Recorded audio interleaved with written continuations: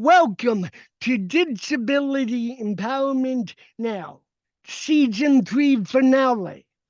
I'm your host, Keith Murphy DiGincini. Today I'm talking to Jacob Yandura, who is the composer of the Broadway Cats recording of How to Dance in Ohio. Yeah. Hey, thanks for having me. Jacob, it's an absolute pleasure. Before we get to how you got involved with the Cats recording and what attracted you to the project, how we met is by happenstance. Uh, I was here at the beginning of the year, and being a avid theater goer, I get most of my theater tickets through TDF, Mm. Theater Development Fund, a wonderful organization. And I started my Broadway theater tour with seeing the show for the first time. I loved it so much, and at that time, you guys had not finished recording the Cats album, so I decided to see it again. And when you pay for a membership, they randomly assign you a seat that very day. And it just so happens I was in the row in front of some of your very dear friends who you were seeing. And I couldn't hear but overhear. I couldn't help but overhear because I was in the aisle seat, and I grabbed your arm, not really, but it must have felt like that. It did to me, and I'm the Yeah. one who did the grabbing. And we started talking, and at that time, I had handed you every business card I had and said, please pass these along to whoever does the PR, because I would love to interview all of the Cats members. I still would love to do that. And luckily, the Cats recording came out. I've listened to it probably 50 times in the Oh, past yay. week alone. And so, Oh. how did you first get involved with the project, and how did you meet your creative writing partner who wrote the lyrics? Sure. Well, first of all, it's so great to see you again, and thank you so much for having me on the podcast. I so remember that night meeting you, and I was so touched, and I'm Thank so glad we're able to reconnect and have this discussion today.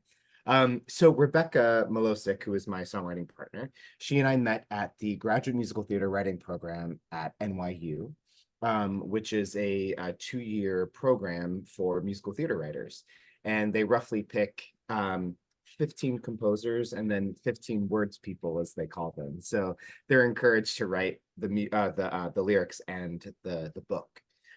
So Rebekah and I were paired together halfway through our first year and on an assignment, and we just loved working with each other so much, and we also became very fast friends. So we decided to work together the second year on a full-length musical. And so that was it for us. We just knew we were each other's, songwriting partners and or collaborators. And so yeah, so we've been working together for about, 12 years, I believe. And Wow. yeah, long time. So we definitely have a brother-sister relationship, and it's Yeah, it. you certainly do, because the lyrics and music to this show really marry together. and we'll Oh. get into that a bit later. And the fabulous documentary, HBO original documentary, that the story and the musical is based on. But how did you and Rebekah get attached to the? So sure. So we were looking for a new project. This was in 20 at late 2016. And I was home one night just looking for something to watch. And I came across the title, How to Dance in Ohio. And I'm from Ohio. So I initially, and funny enough, Rebekah is too. Her and her family moved to Fresno, California when she was in junior high. A wee So bit different. yeah, we bit different. So we then, but we didn't meet till we got until we were at grad school. So anyway, so I see this title. I'm from Ohio. I was like, what? It's a beautiful title. What is this? So I click on it, and then it said in Columbus, comma. I'm like, that's my hometown. This is weird. And then I read the synopsis, and it said a group of autistic young adults learning how to transition into adulthood by preparing for a spring formal. And my sister was finally given her proper autism diagnosis around that time. So she was 19 years old, and so it was about 4 months prior to me finding the documentary. So I was like, I have to watch this, and I started watching it, and it just completely sang to me because it was all about human connection. It was about a community, and I often think, musical theater is such a community and is often about community. Yeah, And the themes are so relatable, learning how to be absolutely. independent, and they're universal, so Yeah. that's emotional, and it sings. So Yeah. I wrote to her immediately, and our agent at the our agent, and we uh they completely agreed. They were like, oh my God, I think there's something here. And so our agent set us up with the filmmaker, Alexandra Shiva. And we met with her a few months later and pitched our thought process and our ideas. And she loved it. And she was like, well, I don't think this could be a musical. I never thought this could be a musical, but okay, you have my blessing to start working on spec material, and spec material is when you work on songs, and it's like exploratory Yeah. material. Like what's the sound of the show? How do we think the lyrics Yeah. flow, all of that kind of stuff. So So yeah. yeah. Oh, sorry, go ahead. No, it's just I've watched the documentary several times, and Mhm. I'm glad I saw the show first, going into it as a virgin with no Yeah. notion, because rewatching the documentary, it everything is literally there. Yeah. It's almost scary how much things are there. I mean, if you just add the music, Hmm. it's just like that's the show. It's a massively bigger cast. Yes. Uh, I love how Dr. Amigo, the real Dr. Amigo, actually came to the closing night. I hope he's Yeah. there for the reunion show, because I remember telling him about this blue crushed velvet suit that I Oh. usually wear, and I did bring it this time. And Oh, amazing. He will be there at the reunion it's concert. the actual show, and I managed to get this off eBay and just ordered the Cats album. And you've made money off me through Amazon and iTunes. So good job, both you, Rebekah. But it's And so you have a personal connection. Uh, Correct. does Rebekah did and I don't want to assume this, but did the cast and crew watch the documentary together in preparing to bring these very real people to Yeah. life? Yeah. I Thank mean, you. they're not gone. It's to Right. bring their stories to the stage. To the stage, absolutely. So yes, Rebecca is neurodivergent, and she has Tourette syndrome. So this has been like a beautiful, sort of way of expressing Wonderful. herself. And Sammy Cannell's brother is also autistic, so we all have personal connections in some way, which is wonderful, and that was very important to us as we were creating, bringing the team together, and the head of our team. Um, so yeah, so actually, I want to go back a little bit, Yeah, and what was because the a huge part of the development of this piece was Hal Prince. And Hal, for those who don't know yeah, Hal Prince, he was a legendary director, producer, of so many shows, a lot of Stephen Sondheim shows, Sweeney yeah, Todd, and Company and Pacific Overtures, and but then he also directed Phantom of the Opera and Kiss of the yeah, Spider Woman, and producers of West Side Story and Fiddler on the yeah. Roof. So he was the grandfather of Broadway. So his granddaughter is autistic, and his daughter Daisy Prince is best friends with Alexandra Sheba, the filmmaker, and did not know Nice. this at all at the time. And Wow. Alexandra wanted to explore autism, and the film actually started to be about Lucy, who is a house granddaughter. And but she decided that they wanted to show a broader, not just one perspective, but a broader community. So then that's how they were then put in touch with Amigo Family Counseling in Columbus, Ohio. Yeah. But the film is actually dedicated to Lucy. Had no idea when I first saw the document. It was just all these different kismet moments. Yeah. Anyways, so around that time, then we befriended producers Ben Holtzman and Sammy Lopez, and Ben was Hal Prince's assistant at the time. And Hal was very much a mentor of Ben's and was encouraging him to start a project from the ground up. And so Ben and Sammy had seen a show of ours at City Center called Wringer, which was a TYA show, family, a theater for young audiences. One of their friends was in the cast, Danny Kornfeld, who also made his Broadway debut in Harmony this year. So we were all like making our debuts together, which was super cool. But so they loved our writing, they loved our work, and so then we're talking, and we said we found this documentary, and we have Alexander's blessing, and Ben put the pieces together and went to Hal and said, I think I found your next musical.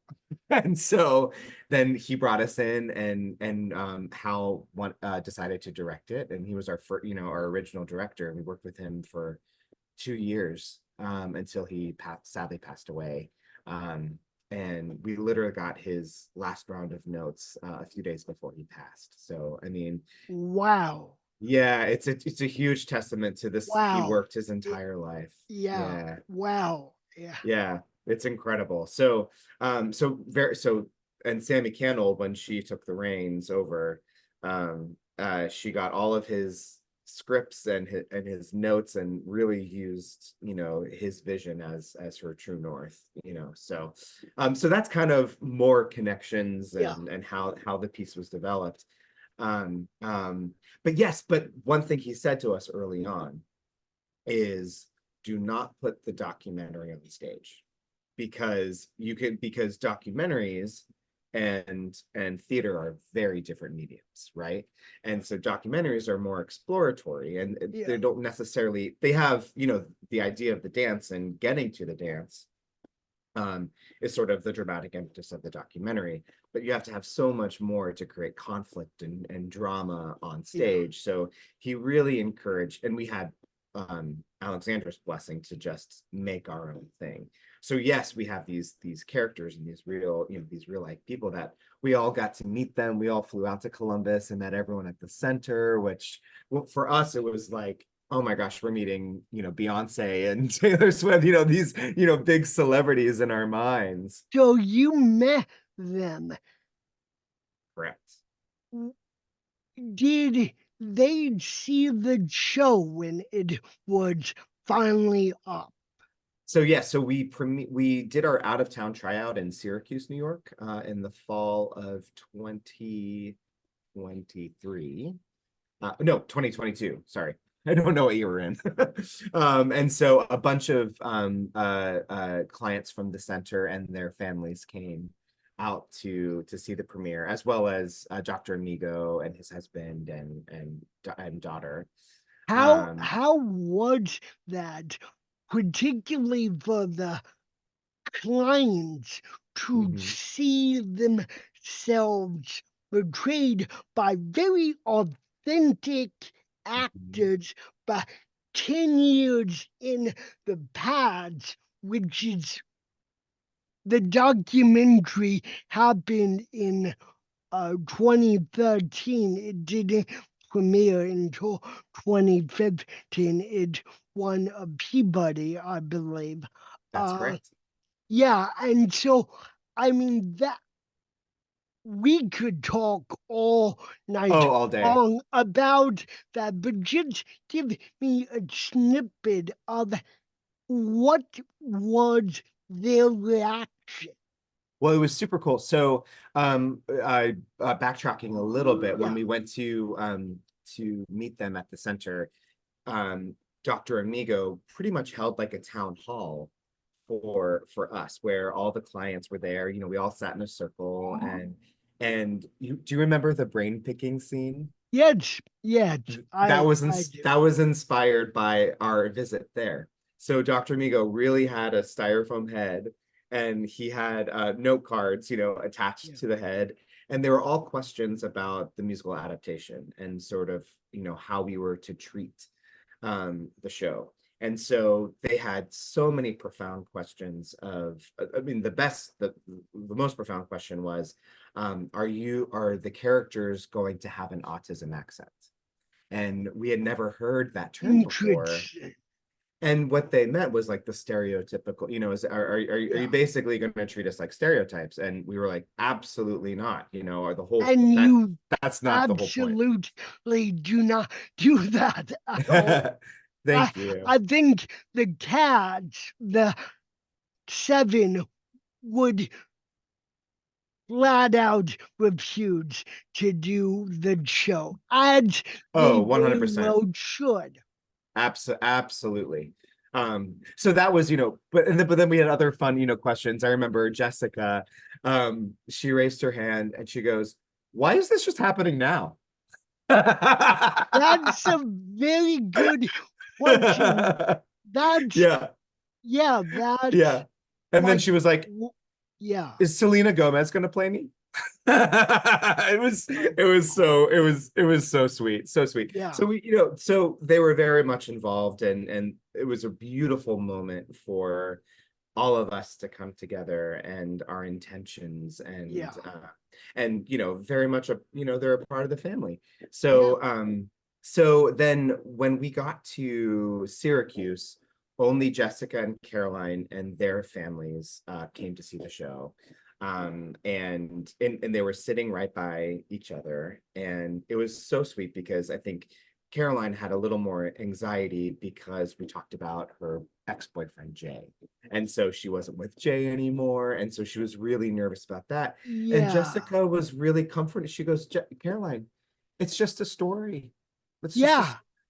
Yeah. it's okay. And so anyway, after that, she calmed her down, but they leapt to their feet after the opening number, and it was, it was a huge celebration.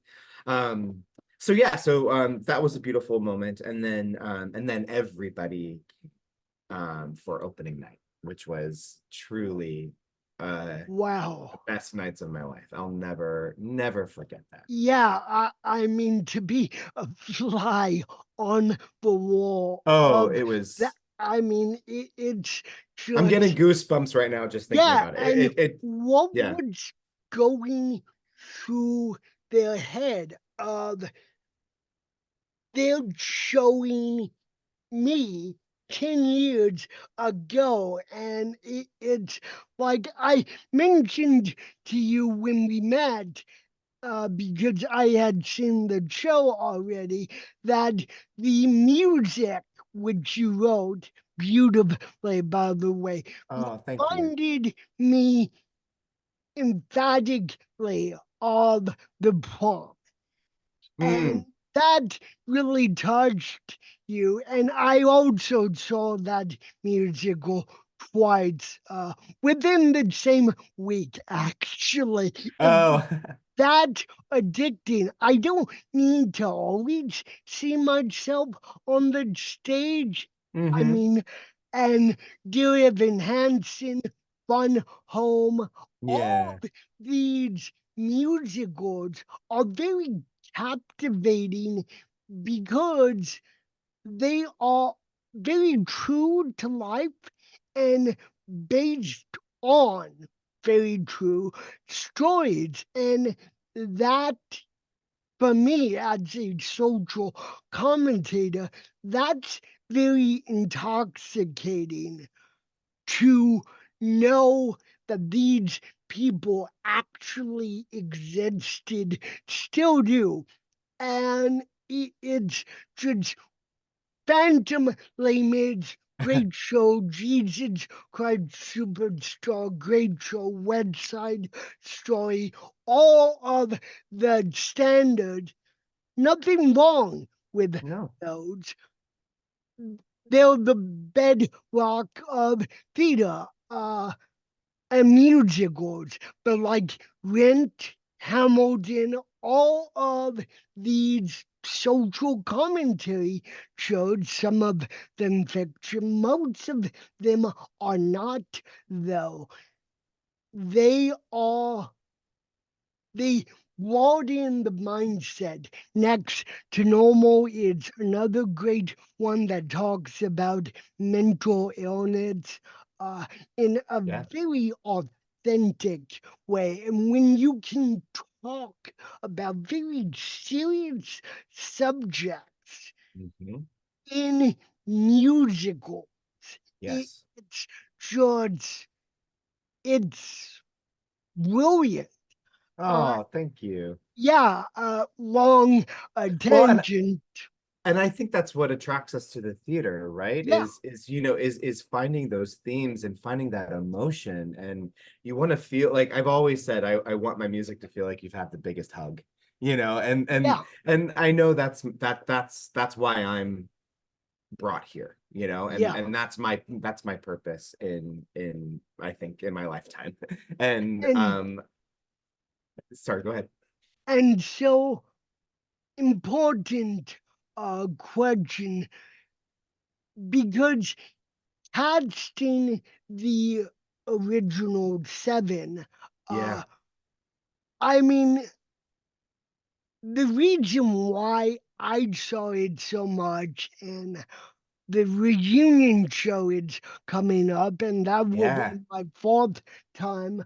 But and your big poster on Instagram, there were people who were seeing it upwards of 20 times, I and know. that that just blew my head off.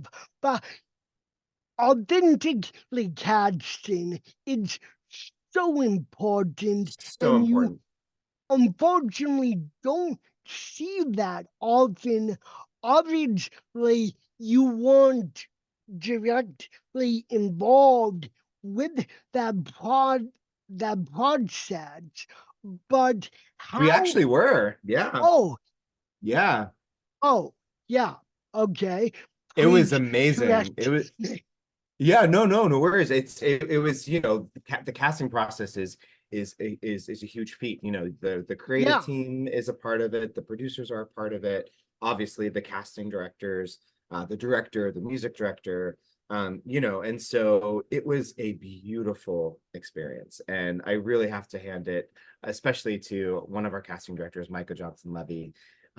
She just yeah, killed the process. yeah. She such a revolutionary, and and one of the best parts of this process has been getting to know her and becoming a friend with her, and I'm thrilled she was a part of this anyway.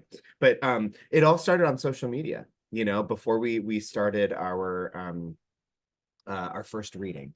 So we did our first reading, which is called a 29-hour reading. So you only get 29 hours to rehearse the material and present the material to potential investors and Wow. producers. Yeah, it's intense.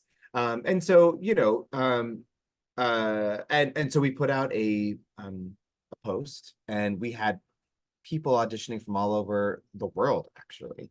And we really started this grassroots sort of way. And we've been working closely with Collab Theater Group, which is an organization for different people with different disabilities, and providing arts and arts education to Yeah. them. And so they've been they handled all of our anti-ableism training, all of that stuff that you saw online. They're just so wonderful. So they worked together along with our autistic consultants to provide information about the show. And so we got all these self-tapes around, and I have to tell you, it was the hardest thing because there were so I many can't rules. even imagine how hard it was. Oh my gosh. And then so the original seven that we had for the reading, are the seven that Yeah. ended up coming to Broadway with us. And so then the process became even harder than when we had to audition for the swings and understudies for Yeah. Broadway. I mean, and especially because the show got more recognition, and Yeah. it was the hardest. We could cast the show 5 times over, and Yeah. it's like, oh, we can only cast 5 people, this is Yeah. so hard, so hard.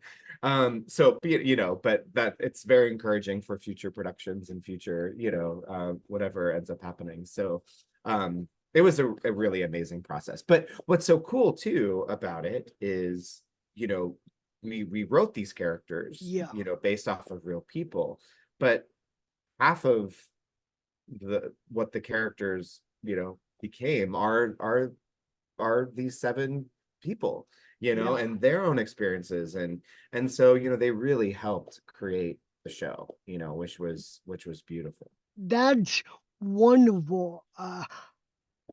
Yeah, the I don't want to say main characters or main couple because Right.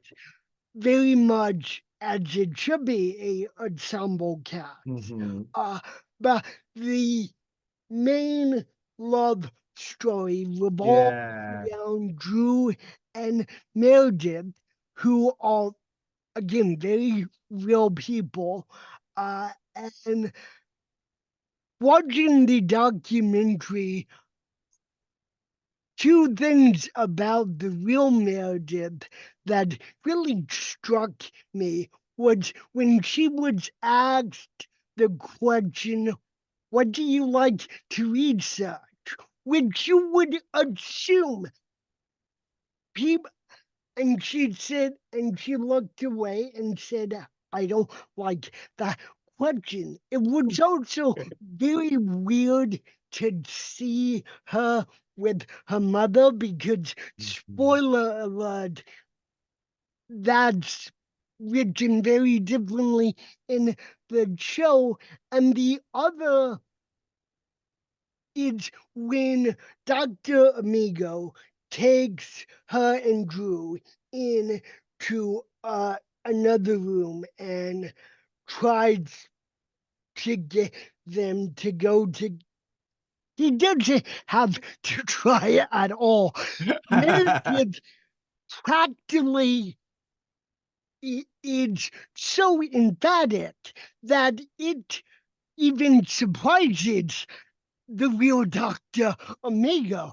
And I'm like, right there with you, buddy, because it's just you don't expect that as a viewer. But these are very real stories. It's heartfelt, and I run a podcast with the team, and if I could have bought the entire front Mm, row and put all of them in the seats, my parents unfortunately have not seen the show. That's for the next iteration.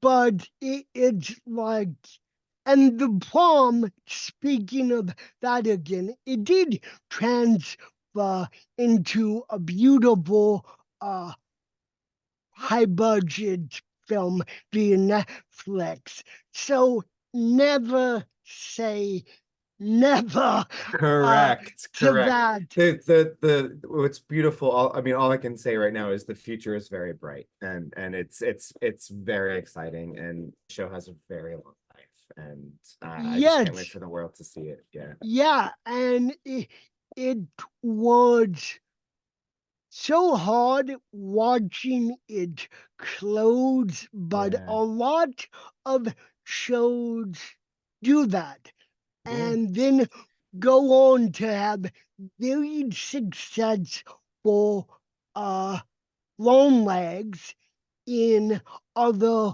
forms. Yeah. And It's totally, and the industry right now is very, very complex and very challenging. And I think, we were in a season that has been one of the hardest in many yeah, years. And, because you know, people are just coming back to yeah. theater, and a lot of them are still afraid. I mean, some are. And then you have streaming theater, which before the pandemic, no one thought was ever going to happen. I'm Mm. a very amateur actor with one of the only off-Broadway theater companies that uh, act and cater to disability talent, theater Oh, wow. breaking through barriers. I mentioned to you earlier I was cast as the lead in a musical, and my pathological love, quote unquote, is musicals. And so to actually be cast in one, even one as short as 20-25 minutes, and get to sing everything from Newsies to Les Miserables, it it blew my mind sky Uh, high that I actually got paid for it. I would have done it for free. Uh, Not that I should, but that's just how uh much I adore musicals. And yeah. so like we could talk for hours on every how you and Rebecca, and I hope I'm able to get you and her together to really Yeah, do a deep dive sure. because that uh, I mean literally I've listened to this 50 times over. I can almost hold the whole thing back. Yay. I'm not going to sing it to you. I was just gonna say, I can't wait to hear you sing Building Momentum or Under Oh, yeah. Control or Yeah.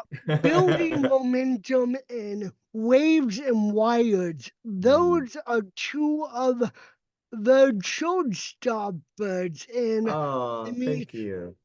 on the next episode, when I get you and Rebecca together, please make that happen Oh, I will. I somehow. totally will. it's like because you have to write character songs for every character, but Yeah. also include the other characters, and then be very aware of the quote unquote lead love story, which is another angle of why do you think Broadway is always uber obsessed with the lead love story, or thankfully not in this production, the lead love triangle, which you don't really have that Mhm. much of. Uh, but I know you have a hard stop in a few minutes. Yeah. Uh, I wish I could keep you 6 more hours. But We'll do I it mean, again. We will do it let's again too. let's do that someday, Yeah, somehow.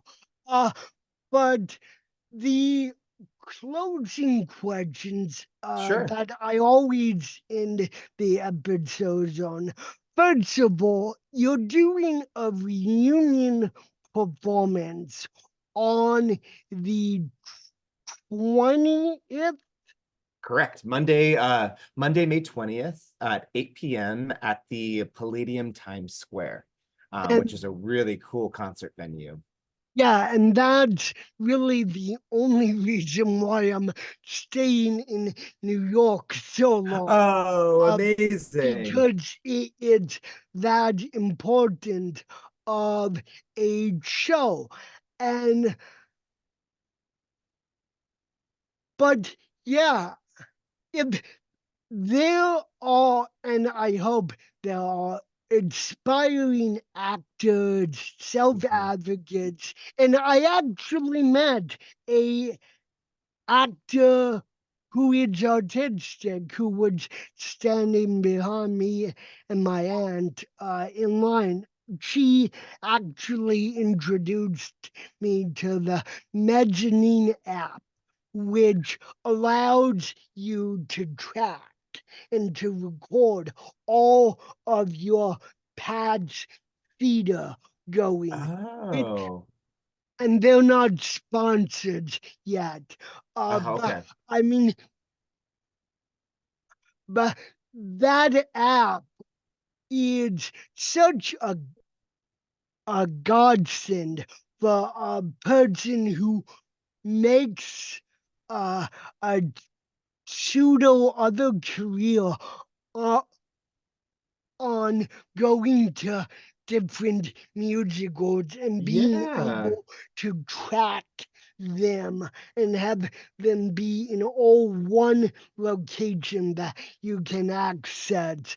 that's Uh, cool. I have to look yet, into that. yet, so if there are, and I really hope there are any inspiring self advocates, actors, composers, what would be some action steps that you would give them as they start out on their career?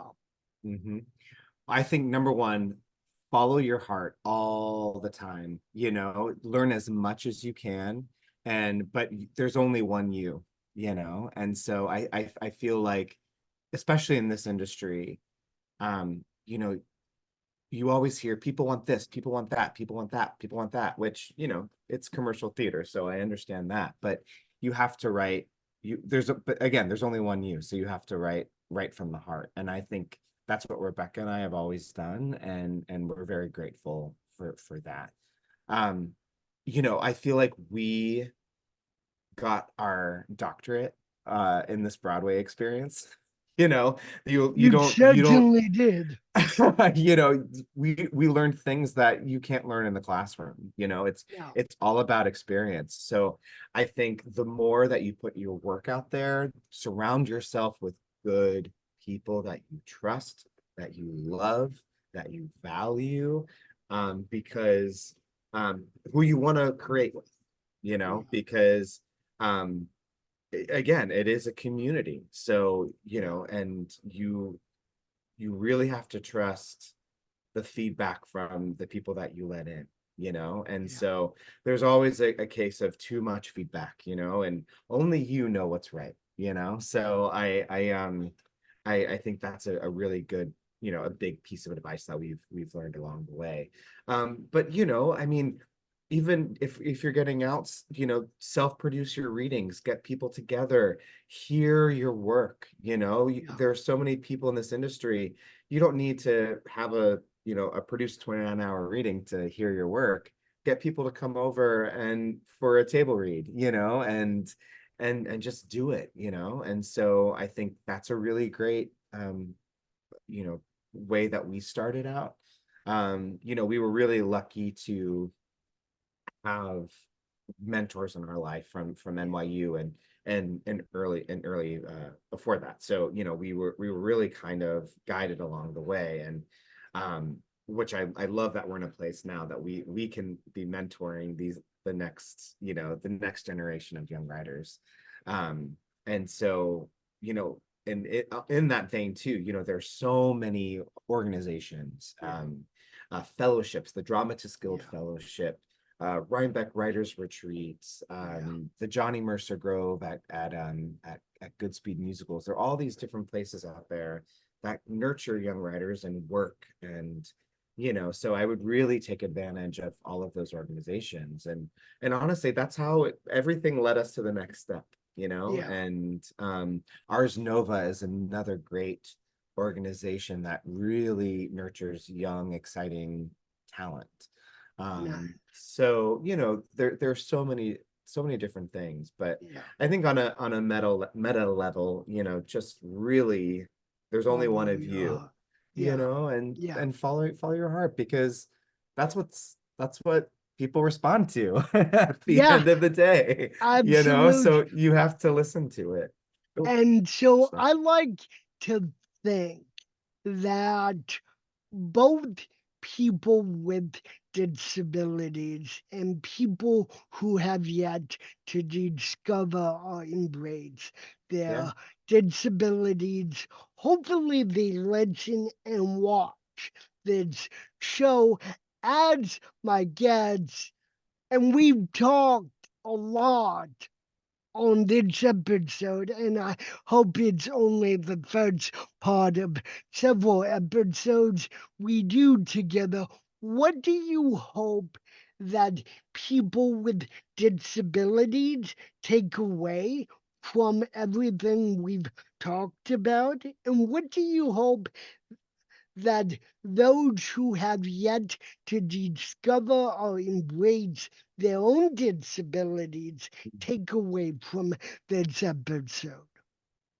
Well, I think, you know, I always think of this show as the start of the conversation, and I really hope that this show and everything that we've discussed today makes them feel that, like, you can go out and get your work heard or seen, or and people are going to listen, and people are going to treat you as artists, and I think that is the whole point of what we're doing. And our industry has just been like this for so long, and so I really hope that being your authentic self, Yeah, and because, like I said before, only you know what you can write, only you know what you're going to say, only you know what you're going to put out into this crazy world, and so just having the confidence, and, like, the confidence to be who you are, and yeah. to make your voice heard, I think, is the biggest part of all of this. And what do you hope that people who have yet to discover or Hmm. embrace their own disabilities take away from not only this episode, but the show and the documentary of the same name? Yeah, well, I think especially with the autism community, it's ever changing, right? And so I really hope that audiences learn more about the disability community and the autism community that they didn't before, or they learned how, proper language to use, or different things that are ever changing. And we've had a lot of uh, um, audience members write to us and say, seeing the show actually made me go get evaluated. They've learned about themselves in different Wow. ways. Isn't that Wow. powerful? Yeah, yeah, that's Which I think incredible. is super cool. I mean, I've had I can count on 5 stories that I know of, just by close family and friends even, Wow. that has been really, really cool. But also I really hope that it has taught us to have patience. And I really hope that it teaches us to step back, see ourselves in different instances, in the characters that you see on stage, and just to lead with grace and love and patience. I think that's a huge part of it. Before we go, and I only ask this because I'm so curious. What was some of the feedback from the actual clients at intermission and after the show? And what was it like for the actors themselves, particularly the 7, to know that their real life character counterparts were watching them? I think, what's crazy is opening night was such a whirlwind. I didn't get to spend too much time Yeah, with the actual clients. But I know that the cast did. So I think those might be better questions when you get to speak with yeah, them. yeah, But I think it was really a cool experience. And like I said before, I think they could appreciate seeing themselves represented on stage, but also respect and acknowledge that, these are the actors too, and yeah, they're bringing their own individual selves to the piece. yeah, So I think that was a really beautiful thing for them. And they're all so different. I mean, Meredith was very nervous about coming to the show at first, and I believe the only way that her parents convinced her to go was they promised to take her to the aquarium. They're like, if you can go to the aquarium, then we'll if you go to the show, we'll that, take you to the yeah, aquarium. yeah, You know, that that it, tracks. it's such a musical with so much heart and soul that seeing the posts that people kept seeing it again and again, while also flabbergasting, because that's something I would do if I had unlimited funds. Uh, Right. but it also makes the most perfect sense because Yeah. these actors have to become these characters for the first time Mm-hmm. every single show. And it's so easy to get swept up and away with the story because of the music, because of the lyrics, but also because of the dynamic Mm, magnetism of not only the original 7, but the entire cast. exactly. The original 7 are you, and I'm sure you know this better than anyone